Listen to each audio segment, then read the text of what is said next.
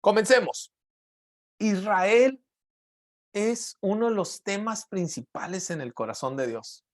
Y pudiera leerte una serie de versículos, pero quiero leerte dos para comenzar esta clase. Isaías 43:1 dice: Mas ahora así dice el Señor tu creador, oh Jacob, el que te formó, oh Israel, no temas, porque yo te he redimido. Te he llamado por tu nombre, mío eres tú. Puedes escuchar el corazón paternal de Dios aquí. Y el otro, Isaías 62, el que está dando respaldo a todo esto que está sucediendo globalmente, dice: por amor de Sión no callaré, por amor de Jerusalén no descansaré hasta que tu justicia resplandezca como la aurora. Es la pasión y el celo. No callaré, no me quedé callado hasta que seas redimido. Este está en el corazón de Dios. Y por lo tanto, quisiera que pudiéramos tomar unos segundos para poder orar juntos. Y quiero pedirte que estés donde estés, puedas hacer una pausa de 10 segundos de lo que estés haciendo y unirte conmigo en oración para decirle al Señor: habla a mi corazón lo que tú quieres enseñar. Padre, gracias por este tiempo. Gracias porque podemos venir expectantes sabiendo que tú vas a hablarnos, sabiendo que tú vas a enseñarnos, sabiendo que tú vas a traer, Señor, luz a donde no lo hay. Ayúdanos a poder discernir, ayúdanos a poder entender, ayúdanos a poder hablar con honor, con humildad y a poder, Señor, aprender unos con los otros. Revélanos tu corazón por Israel en el nombre poderoso de Jesús. Amén. Amén. Así como decía que Israel es uno de los temas más importantes en el corazón de Dios, también es uno de los temas más controversiales y polarizantes. A pesar de ser un pequeño pedazo en el globo terráqueo, geográficamente hablando, es impresionante la cantidad de tensión política que sucede al respecto. Y esto a lo largo de la historia. Ha sido el pedazo de tierra más peleado en el mundo en toda la historia de la humanidad. Y esto no es simplemente porque tengan algo muy importante ahí abajo de la tierra, que haya oro o que el petróleo o que trasciende todas estas realidades. Y Pablo, esto es bien importante, si tienes tu Biblia estaremos hojeando varias veces. Pablo en Romanos 11, versículo 25, ve lo que dice al respecto de Israel, hablándole a la iglesia. Porque no quiero, hermanos, que ignoren este misterio, para que no sean sabios en su propia opinión. Dicho en otras palabras, para que no sean orgullosos. Que a Israel le ha acontecido un endurecimiento parcial hasta que haya entrado la plenitud de los gentiles. No voy a meter a todo el detalle en este momento del versículo, pero quiero comenzar con lo del principio. Dice: porque no quiero que ignoren este misterio. Israel no es un tema que podemos dejar a un lado e ignorar. Pablo dice: no quiero que lo ignoren. El endurecimiento parcial y el cumplimiento final, no quiero que lo ignoren. Y al ignorarlo, al no ponerle atención, esto genera mucha confusión y normalmente genera dos respuestas. Por un lado, es indiferencia. Y si me has escuchado hablar anterior, conoces esta frase que he dicho muchas veces, que lo contrario al amor no es el odio, sino la indiferencia. Cuando te vale. Eso es el contrario al amor. Pero por el otro lado, ha generado también unas prácticas no bíblicas, y lo tengo que decir abierta y explícitamente. Prácticas no bíblicas por un amor pseudo por Israel y su entendimiento, que nos lleva a pensar que lo rabínico y todo lo que parezca judaico es súper espiritual, cuando no lo es. Tenemos que entender cuál es la narrativa. Así que es mi deseo que en esta clase podamos entender su relevancia histórica, presente y futuro, y que Dios pueda revelarnos la realidad de su Hijo y de sus propósitos para Israel y las naciones. Así que, punto número 1, ¿por qué es importante Israel? Porque es parte esencial de la gran historia de Dios. Hay una gran historia en la cual todas las demás historias cobran sentido. Y necesitamos poder entender esa historia. Quiero que lo veas de esta manera. Si tú tuvieras una piezas de rompecabezas, te dejo solo las piezas y me llevo la caja, no sería tan fácil armarlo. ¿Estás de acuerdo? No tienes referencia. Quizá empiezas a armarlo y es un rompecabezas de animales y descubres que puedes armar dos y dices, perfecto, es de leones. Pero no, te falta toda la otra parte del rompecabezas, pero no tienes idea porque no has visto la gran historia. Así que en la medida que podamos tener claridad de la gran historia, es que todas las demás historias cobrarán sentido. Voy a hacer algo muy ambicioso. Intentaré resumir la gran historia de la narrativa bíblica en unos cuantos minutos. Así que si estás listo, vamos a comenzar. Y tenemos que comenzar por el inicio. Comenzamos por la creación. En el inicio, Dios creó todas las cosas. Y me encanta y podemos profundizar simplemente con las primeras palabras de este versículo, Génesis 1:1. En el principio, Dios. Antes de que todas las cosas fuesen, Dios ya era. En el principio estaba Dios y de Él provienen todas las cosas. En Él se sostienen y para Él son. Él es el creador y por lo tanto, Él es el autor. Y esto es muy importante porque la autoría, yo puedo usar este celular para muchas cosas. De pisapapeles, ahorita estaba funcionando de eso, lo puedo usar de frisbee, podemos hacer muchas cosas. Sin embargo, todo uso ajeno a su diseño lo expone a destrucción. ¿Lo puedo hacer? Claro, podemos jugar fútbol con él.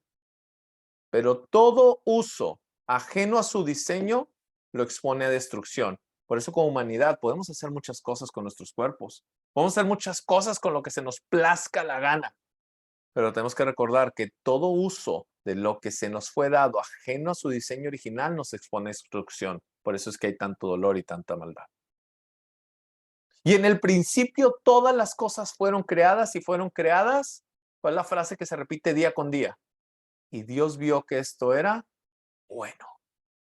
Tenemos que recordar esto. Dios creó las cosas sin deficiencia. Dios creó la creación sin falta. Esto es fundamental que lo podemos tener. Claro. Pero finalmente conocemos lo que pasa en Génesis 3. Hay una serpiente que no se nos da narrativa, porque así son las escrituras hebreas, ¿no? A diferencia de una narrativa moderna que te da todos los detalles, la narrativa, históricamente hablando, la literatura hebrea habla de esta manera, sin tantos detalles, y la idea es que tú puedas ir leyendo una tras otra, y en esto vas entendiendo. Por eso dice, medita en la palabra todos los días. Porque en la medida que lo vuelves a leer y lo vuelves a leer, vas entendiendo más cosas. No se te tienen que dar todos los detalles. Pero en ese momento hay un atentado directo contra Dios. La serpiente tenta a Adán y Eva juntos, caen, deciden independizarse de Dios, deciden comer del fruto del bien y del mal y decir, no te necesito Dios para definir qué es bueno y qué es malo, independencia, y descubren su desnudez. En ese momento Dios aparece y tiene una conversación en Génesis 3 que a cualquiera de nosotros nos sacaría del cuarto con la cabeza para abajo, ¿verdad?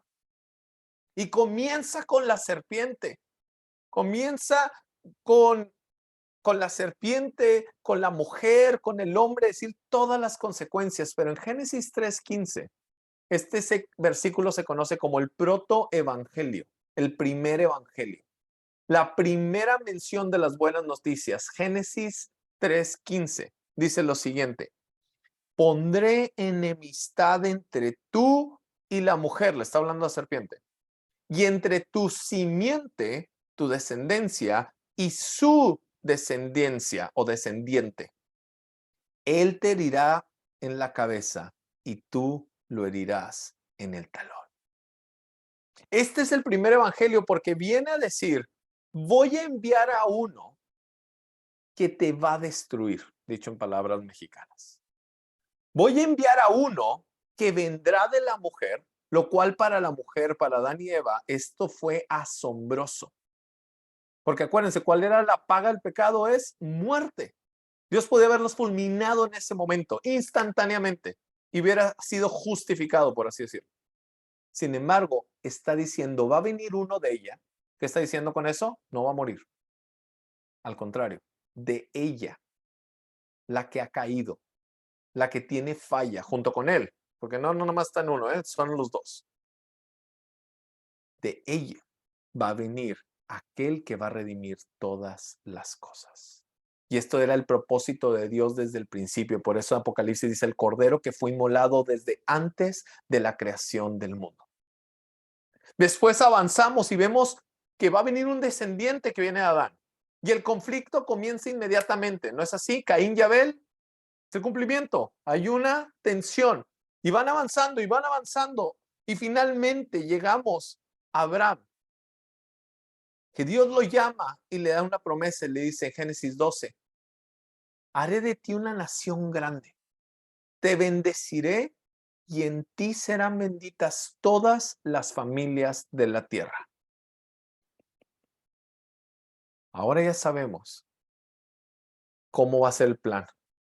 El plan es redimir a través de la simiente de la mujer. Es toda la información que tenemos. Después sabemos un poco más de información. Vendrá de una nación la cual servirá para bendecir a todas las familias de la tierra.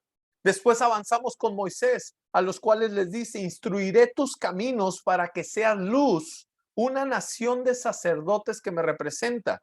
Éxodo 19, 5 y 6 dice, si en verdad escuchan mi voz y guardan mi pacto, serán mi especial tesoro entre todos los pueblos, porque mía es la tierra.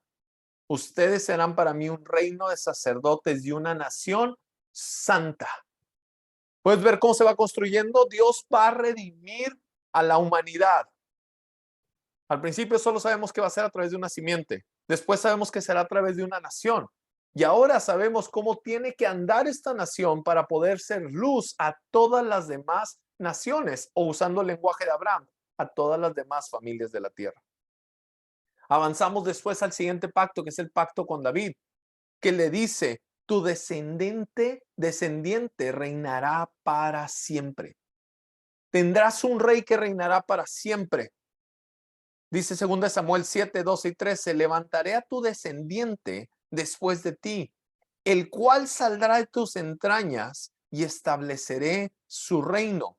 Él edificará casa a mi nombre y yo estableceré el trono de su reino para siempre.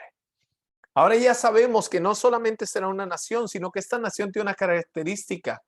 Es liderada por un rey que reina en justicia y que reina eternamente. Entonces la historia se va construyendo. Después del tiempo de David, llegamos al tiempo de los profetas, y los profetas, estoy súper simplificando, pero tienen tres mensajes principales. El primero es un mensaje al pueblo donde le dice, Dios no nos ha abandonado, por lo tanto, arrepiéntanse. La palabra arrepentirse es hacer un alto en la dirección en la que vamos avanzando, lo voy a representar con mi mano, hacer un alto, dar la vuelta y avanzar en el otro sentido. Eso es arrepentirse. Remordimiento, no me voy a meter a esa clase ahorita, es simplemente cuando dices, ay, esto está mal, pero sigo avanzando. Simplemente ya nada me cayó el 20, porque me cacharon o porque salió a la luz, pero no pienso cambiar la dirección. Arrepentimiento involucra hacer el alto, dar la vuelta y avanzar. Y le está diciendo, vuélvanse a Dios. Dios no nos está abandonado. El segundo mensaje que daban una y otra vez es, el rey prometido viene a rescatarnos. Por lo tanto, tengan esperanza. Quiero que lo piensen por un momento. Están siendo exiliados, están llevando a la esclavitud, están pasando tantas cosas. Y una les dice, arrepiéntense, vuélvanse a Dios. Pero segundo, no pierdan esperanza. Son tiempos difíciles, pero el Hijo de David, el Rey eterno, vendrá porque Dios es fiel a sus pactos. Pero el tercer mensaje que hablan los profetas no es solamente que va a venir un rey mesiánico. Mesiánico significa el ungido, un gobernante. El tercer mensaje es que este rey, y a veces lo habla con Dios, Dios y el rey establecerán un nuevo pacto. Y este pacto tiene una característica muy especial. Y quiero darte varios versículos porque si estás tomando notas. De todos modos, voy a enviar las notas junto con la grabación para que las puedan tener y estudiar a profundidad. Pero hay versículos como Isaías 59. Isaías 59 es la primera mención del nuevo pacto, podríamos decirlo. Creo que hay una antes. Pero en los profetas, donde Isaías habla de que habrá un nuevo pacto. Quiero que lo pienses, para ellos pacto es una palabra muy importante. Es lo que ha los mantenido, es su relación con Dios, es a través de un pacto. Y de repente Isaías dice, viene un nuevo pacto donde el Señor pondrá su espíritu dentro de ti. Después Jeremías 31, si tienes oportunidad de leerlo, lo expande a detalle. Y dice, pondré mi palabra en su corazón. Habrá un cambio de corazón. Después lo menciona Ezequiel y dice, cambiaré tu corazón de piedra y te daré un corazón de carne. Está hablando de un cambio interno. ¿Por qué ese cambio interno es necesario? Oseas lo dice de una manera hermosa. Oseas, este libro romántico del hombre que se tiene que casar con una prostituta y luego se vuelve a ir y luego la recupera. En el capítulo 2 se menciona el nuevo pacto en su historia. Quiero que lo vuelvan a ver en una oportunidad. Porque le dice, te atraeré y te cambiaré, haré un pacto contigo y ahora podrás, estoy parafraseando, ahora abrazarás de vuelta a tu amado. Escucha el lenguaje. ¿Cuál es el propósito de un nuevo corazón? No solamente que Dios te abrace, sino que ahora tú lo abraces de vuelta. Todos los casados o los enamorados, ¿alguna vez te han dado un abrazo a medias donde nada más uno está abrazando? Algunos lo hemos sentido, no, sabes que algo no anda bien y que algo tenemos que arreglar. Hay platos que lavar o hay algo que resolver, ¿verdad? Cuando solamente hay un abrazo y los brazos no se mueven mucho, Dios le dice a través del profeta, y tú abrazarás, ya no me llamarás, escucha lo que dice Oseas 2, ya no me llamarás tu Dios, sino me llamarás tu amado. Wow. O sea, está levantándose esto. Me llamarás tu amado. Y como les decía, creo que hay una mención antes para que se den cuenta en la gran historia que el nuevo pacto no es la solución o el plan B porque se le salieron las cosas de control a Dios, sino ha sido el plan original de siempre. Dios tiene una sola historia, un solo plan, no hay plan B. Y una mención, nada más para que la tengan apuntada por ahí, es Deuteronomio, capítulo 30. Deuteronomio es bastante en el principio, ¿estamos de acuerdo? Deuteronomio es bastante en el inicio. Es Moisés hablando. Todavía no salen de Sinaí, todavía no empieza su recorrido. Y Moisés ya les dice en el capítulo 30, ¿saben qué, pueblo? La van a regar, van a desobedecer, van a venir calamidades sobre ustedes. Todas estas cosas que les he advertido van a suceder, pero también les digo de una vez, Deuteronomio 30, versículo 6 dice, además, el Señor tu Dios circuncidará tu corazón y el corazón de tus descendientes para que ames al Señor tu Dios con todo tu corazón y con toda tu alma a fin de que vivas. Esta promesa está desde aquel tiempo. No es el plan B, C o M de Dios. Así que, recuerden, estamos viendo la gran historia para poder entender cuál es nuestra historia. Y finalmente, después de que los profetas de muchas maneras están dando estos tres mensajes, llegamos a Mateo 1:1 y Marcos 1:1, que dice, ¿cómo comienza tu Biblia? Mateo 1:1 dice, libro de la genealogía de Jesús el Cristo, Jesús el Mesías. ¿Qué se está diciendo ahí? Mesías, el prometido David, ¿no es así? Hijo de David, lo confirma, hijo de Abraham. Cuando lo escucha un judío, un hebreo, esto se escucha, libro de la genealogía de Yeshua, Hamashiach, el Mesías, Ben David, o sea, el rey prometido, Ben Abraham. Y otro título que encontramos en Marcos 1:1 nos dice que es hijo también de alguien más. Ya tenemos que es hijo de David, es hijo de Abraham. Marcos 1:1 nos dice que es principio del evangelio de Jesús el Cristo, el Mesías, Ben Elohim, hijo de Dios. Así que Jesús no es el plan B de Dios. Jesús no es la nueva onda que llegó en el año 0 a proponer un cristianismo que comienza en el año 0 sin ningún fundamento ni antecedente. Jesús es el cumplimiento. Jesús es el que viene a darle continuidad a todo lo que ha sido prometido, a todo lo que ha sido anunciado y a todo lo que ha sido profetizado, porque la palabra de Dios es sí y amén. Así que Jesús viene a traer continuidad, viene a unir todo esto, viene a conectarnos. Así que Jesús llega, ¿y a qué vino? Podríamos dedicar un curso entero a decir a qué vino Jesús. Pero voy a intentar resumirlo en un versículo, ni siquiera en mis palabras. Hebreos 2, versículo 14 y 15 dice que Jesús participó de lo mismo, hablando de su encarnación, se hizo hombre, para anular mediante la muerte el poder de aquel que tenía el poder de la muerte, es decir, el diablo, y librar a los que por el temor a la muerte estaban sujetos a esclavitud durante toda la vida. Vino, aplastó la cabeza a la serpiente y anuncia la libertad que todos nosotros podemos tener. Vino a cumplir, como dice Lucas, lo vamos a ver en la siguiente sesión, como dice Simeón, Él es la gloria de Israel y Él es la luz de las naciones. Vino a cumplir lo que se había anunciado y vino a abrir la puerta para todos nosotros poder entrar. Y vamos a profundizar más en cómo es que entramos. Pero ahorita siendo la gran historia, podemos ver, va a venir un descendiente, vendrá a través de una nación. Esa nación vivirá de cierta manera para poder ser luz a todas las demás naciones.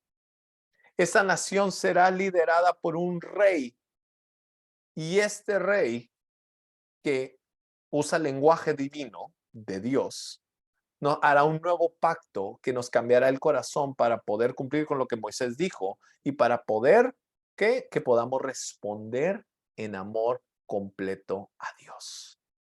Podamos ser pueda ser nuestro amado, usando el lenguaje de Cantar de los Cantares. Yo soy de mi amado y mi amado es mío. Esto es una relación muy diferente a Él es mi Dios, yo le sirvo.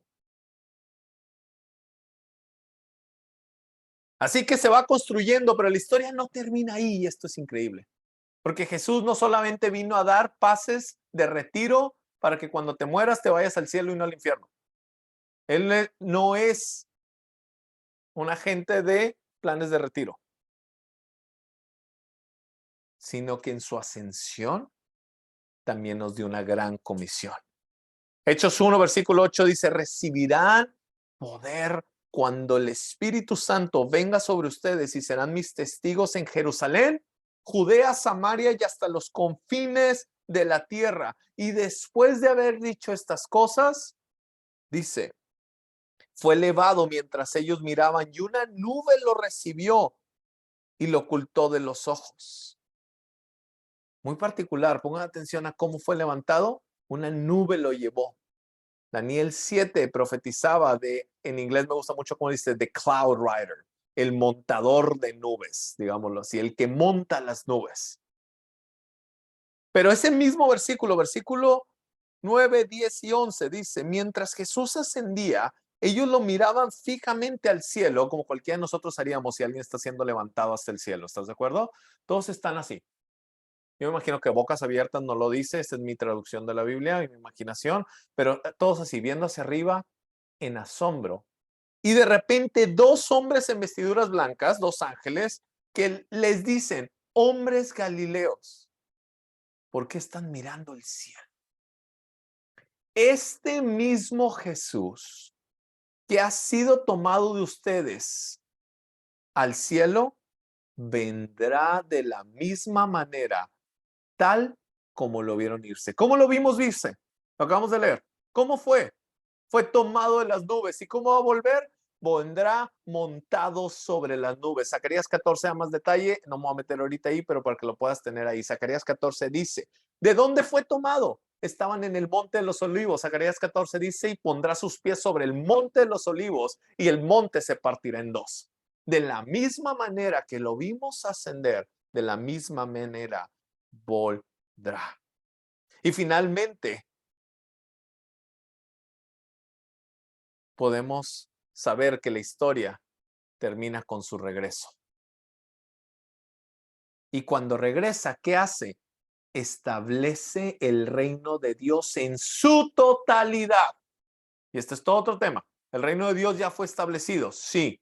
Jesús habla de él constantemente. El reino de Dios ha llegado, arrepiéntese, el reino de Dios ha llegado. Pero el reino de Dios en su totalidad, en cual no hay maldad, no hay muerte, no hay pecado, no hay enfermedad, está todavía. Es una esperanza que tenemos. El momento en que todos sus enemigos sean puestos bajo sus pies, Satanás, la muerte y la bestia sean echados al abismo. El segundo juicio suceda y vivamos eternamente con él. Esta es la gran historia narrada pensé que lo iba a hacer en 5 minutos, pero fueron 15. Cuando puedo entender la gran historia, entonces todas las demás historias cobran sentido. Israel cobra sentido, mi historia cobra sentido, o comienza a cobrar sentido. Porque de repente despertamos y salimos de mi propia historia, o de la historia nacional, o de la historia de mi país, o de mi gente, o de mi herencia. De repente puedo salir de mi burbuja para poder ver la gran historia de Dios. Ahora, me encanta terminar y termino con el último versículo para este primer punto de la gran historia. Apocalipsis 22:20 dice, el que testifica de estas cosas, hablando de Jesús, dice, sí, vengo pronto. Y responde la iglesia, amén, ven Señor Jesús. Ven Señor Jesús. Así que con esta gran historia, este es el cuadro, la caja del rompecabezas. Vamos a empezar a meternos por 3 sesiones, 2 sesiones y media para este punto, en por qué Israel. Vamos a regresarnos en la narrativa. Vámonos a Génesis. Si tienes tu Biblia, abre Génesis capítulo 10, 11 y 12. Vamos a estar navegando esos 3 capítulos por los siguientes minutos. Este segundo punto es el nacimiento de Israel. Vamos a irnos a la historia de cuándo nace Israel como nación. Si pones atención en las escrituras, la Biblia no está escrita en orden cronológico. Así que si tú la lees de corrido, te vas a dar cuenta muy rápidamente que las cosas no siempre suceden en orden cronológico de cómo lo estás leyendo. A veces en los libros están cambiados o a veces en el mismo libro los sucesos pueden estar sucediendo de manera diferente. Génesis 10 y 11 es uno de esos. Génesis 11 sucede primero que Génesis 10. Recordemos que todo la Torá, los primeros 5 libros de la Biblia, el Pentateuco, como lo conocemos, fueron escritos por Moisés, por revelación divina, en retrospectiva. Por lo tanto, él narra todas estas cosas desde el inicio, Génesis 1, 2, 3, 4, 5, 11, 10, todo esto está siendo narrado. Así que está eligiendo. En Génesis 10 nos dice, estas son todas las naciones. ¿De qué nación está hablando? Si tú pones atención a lo que vas leyendo, podría hacer una pausa y decir, espérate. ¿Qué naciones? Ah, dice los descendientes de Noé. ¿Pero de qué estás hablando? Ah, versículo 11. Llegamos a la increíble historia de Babel, en donde vamos a entender por qué ahora hay grupos. Hasta este punto de la historia, otra vez entendiendo la gran historia, hasta Génesis 11, la humanidad funciona como humanidad, una sola etnia. Quiero que pienses en el impacto que tiene esto. Hay una sola lengua, un solo idioma, un solo grupo, una sola humanidad. Y esta humanidad, en rebelión con Dios, decide ir en contra de sus propósitos. ¿Cuál era el propósito original del hombre? Otra vez lo voy a resumir por cuestiones de tiempo. Tenemos que irnos a Adán. ¿Cuál era la comisión de Adán y Eva? Ser fructíferos, multiplicarse y llenar toda la tierra. Recordemos que el Edén no era toda la tierra. El Edén era un jardín que tenía límites muy claros en una tierra que estaba caótica, vacía, oscura. El propósito de la humanidad desde el principio era extender el Edén, que es la realidad en donde el cielo y la tierra se conectan, en autoridad, bajo autoridad. Esta es la clave. Con autoridad, bajo autoridad y cubrir toda la tierra. Y de repente Babel quiere hacer lo contrario. No nos expandamos. Dejámoslo de salir. Mejor levantémonos y que toda la humanidad venga a nosotros. Hagamos una gran torre que llega hasta el cielo. Conectemos al cielo de otra manera. Esta es mi versión, está diciendo la humanidad. ¿Y qué hace Dios? En juicio, pero a la vez de manera como solo Dios lo puede hacer. Al ejercer juicio, los forza a cumplir con el mandamiento. ¿Qué hace? Dice que baja, usa poesía el autor aquí para hablar de qué tan diminuta era la torre, que aunque para la humanidad era la cosa más grande que habían hecho en su vida, dice que Dios tiene que bajar a verla. Y luego los confunde, por eso se llama la torre Babel. Babel significa confusión. Los confunde, les dan nuevas lenguas y por primera vez empiezan a hablar otros idiomas y no se entienden. ¿Y qué hacen? Como en un juego de team building, si has estado en alguno de ellos, empiezas a buscarte a los que hablen como tú. Y se forman los primeros grupos. Y estos grupos, al no poderse entender con los de acá, dicen, ¿sabes qué? Yo me voy para acá, yo me voy para acá, yo me voy para acá. Y en modo juicio, pero como efecto secundario, salen y empiezan a dispersarse por toda la tierra. Pero ahora están cumpliendo la parte de dispersarse, pero no en autoridad bajo autoridad. Todavía hay que redimirlos. Simplemente fueron a esparcirse, pero están perdidos. Ahorita están actuando bajo la descendencia y la influencia de la serpiente y no de la mujer. Así que Dios decide llamar a un hombre de entre esas naciones. Y le habla a Abraham y le dice, deja tu tierra, versículo 1. Y el Señor dijo a Abraham, vete de tu tierra y de entre tus parientes, vete de tu patria. Eso es lo que significa. Vete de tu patria, habla de irte de tus padres, pero habla también de irte de tu nación. Y eso en este tiempo y en la mayoría de la historia de la humanidad, nación estaba ligada también con sus dioses. Y le está diciendo, deja tu tierra, deja tu familia y deja tus dioses y vete a la tierra que yo te mostraré.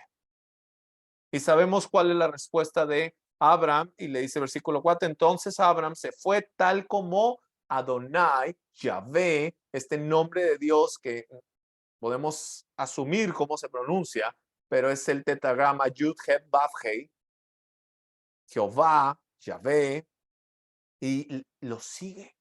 Y llama a este hombre entre las naciones. Y le dice, voy a hacer de ti una gran nación, te bendeciré y en ti serán benditas todas las familias de la tierra. Quiero que escuchen muy bien este versículo. Porque cuando Dios le da esta palabra a Abraham, podemos ver cómo su identidad estaría ligada para siempre con su propósito. ¿Quién es? ¿Es un pueblo bendito? Sí. ¿Por qué? Porque en él serán benditas todas las familias de la tierra. El momento en que pierdan de vista cuál es su función, el agua estancada no funciona, ¿verdad? Su identidad y su propósito estarían ligadas para siempre. Este no es un profeta, pero también lo voy a citar, a lo mejor lo conocen, Stan Lee. ¿Lo conocen? El que crea las historias y los cuentos como Spider-Man. Puso una frase muy importante en la película del Hombre Araña, cuando él descubre sus poderes y su abuelo, si no me equivoco, le dice esta frase, un gran poder conlleva una gran responsabilidad. Ahora, solo como nota, ya que saqué a Stan Lee a la memoria, él es judío y todas las historias de lo que él hace puedes ver cómo están conectadas con la gran historia. No estoy diciendo que sean bíblicas y mucho menos que sean cristocéntricas y no estoy diciendo que deba ser la teología con la que riges tu vida. Simplemente estoy diciendo tienen una gran influencia de la gran historia. Pero volviendo, su identidad y su propósito estarían ligadas para siempre. Hace algunos años en el Instituto Bíblico donde trabajaba ponía un ejemplo que era en teoría. Cuando lo hacía este ejemplo, realmente lo hacía como un ejemplo súper extravagante, no real y no posible. Pero después de COVID, ahora he tenido que cambiar mi lenguaje. Porque el ejemplo, y se los voy a poner ahorita, decía al salón, imagínense que los 30 que estamos aquí, de repente, 1, 2, 3, quedamos infectados de un virus y no podemos salir de aquí. Recuerden, hace unos años esto era impensable, ¿verdad? Le decía, pero resulta que en mi casa tengo 30 dosis para curar esto. Pero es demasiado riesgo, no podemos salir, contaminamos, es todo un caos. Así que como el maestro de la clase, voy a elegir a Pedro para que vaya a mi casa, traiga las 30 dosis y podamos ser sanos. Ahora, Pedro está siendo privilegiado, está siendo mi favorito, está siendo el especial, está teniendo una lección, eso es muy evidente. Está teniendo una gran responsabilidad. Pero ¿por qué está teniendo esa responsabilidad? Para el beneficio de todos los demás. Claro, él se puede ir y decir, tengo 30, yo nada más ocupo la mía, otra para el maestro para quedar bien. Híjole, pero aquí hay unas hamburguesas bien buenas y si cambio una, ¿qué va a pasar? Pues si perdemos a uno no pasa nada, al cabo no me caía tan bien este cuate. Él va a tener que rendir cuentas de qué hizo con la comisión que se le asignó. Y por eso vemos también, Pablo lo dice, Israel ha vivido bajo la lupa en un sentido poético constantemente porque conlleva una gran responsabilidad. Pero esto viene a traer claridad desde su fundación, como Israel no es el favorito de Dios, simplemente es el instrumento divino elegido para la redención del mundo. Y si no nos gusta eso, tenemos que entrar ya en conflicto no con el pueblo, sino con su creador. Es como decir, no coincido que los padres gobiernen sobre los hijos. No. Cosa que hoy es un tema y hay libros que hablan al respecto. Pero vamos a decir que queremos entrar en polémica con esta. No coincido. Pues ya no es mi boleto, ya vas a tener que resolverlo con Dios. Porque a él le plació que los padres gobiernen sobre los hijos. ¿Sí me estoy explicando? A él le plació que Israel sea el elegido de entre las naciones. ¿Para qué? Aquí es donde se conecta. Para la redención de todas las familias de la tierra.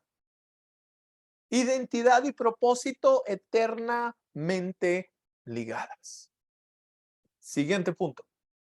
¿Por qué es importante Israel? Un pacto eterno, un Dios fiel.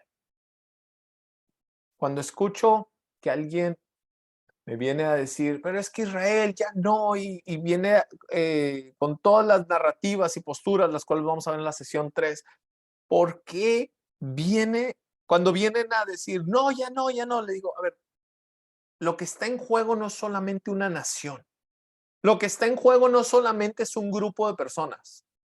Lo más importante que está en juego, si sacamos a Israel de la jugada, es la fidelidad de Dios. Y si Dios puede desechar su instrumento,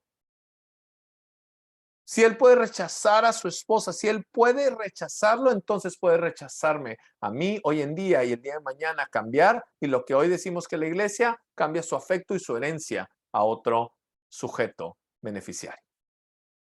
Lo que está en juego es la fidelidad de Dios. Dios, escucha esta frase, Dios es un rey que guarda sus pactos, siempre fiel y digno de confianza. Dios es un Dios que guarda sus pactos, siempre fiel y digno de confianza. Quiero que escuches unos versículos, pero no solo con tu oído. Deja que hablen a tu corazón. Es palabra de Dios. Escucha cómo lo dice Dios. Génesis 17:7 dice, estableceré mi pacto contigo y con tu descendencia después de ti por todas sus generaciones, por pacto eterno de ser Dios tuyo y de toda tu descendencia después de ti.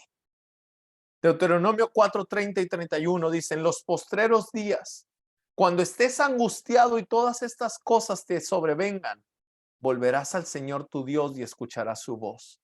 Pues el Señor tu Dios es un Dios compasivo. No te abandonará, ni te destruirá, ni olvidará el pacto que Él juró a tus padres.